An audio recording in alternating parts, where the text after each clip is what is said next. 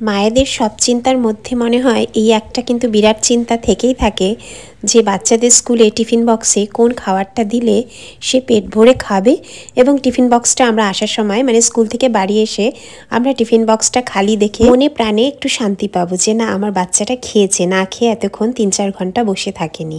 আর জানো তো এরকম টিফিন কিন্তু খুব একটা আমি মিকিকে কখনোই দিই না। আর জানো তো আমার নিজস্ব মতামতও বলে আর কি এইসব খাবার না বাচ্চাদের যতটা কম দেওয়া যায় আর যতটা মানে কি বলতো স্কুলে তো একেবারেই পাঠানোটাও উচিত না। কারণ দেখো ওর টিফিন বক্সটা যখন খুলবে, আমি মনে করি নিজস্ব আমার ব্যক্তিগত মতামত বলে ও যখন টিফিন বক্সটা খুলবে চারপাশে আরও বাচ্চা থাকবে, তাদেরও দেখতে ইচ্ছে করবে ওর টিফিন বক্সে কি আছে কোনটা আছে। দেখো তারাও কিন্তু সবাই ছোট ছোট বাচ্চা। এর থেকে কি হয় বলো তো, বাচ্চারাও বাড়িতে গিয়ে মায়েদের কাছে বাবাদের কাছে বায়না করবে যে অমুকে এই টিফিন এনেছিল, ও সেই টিফিন এনেছিল। আর তার ফলে কি বলো বাচ্চাদের বাড়ির খাবারের প্রতি না আগ্রহ অনিচ্ছাটাও বেড়ে যাবে, সেই জন্যই দিই না। তো এই ছিল আজকে মিকির টিফিন বক্স।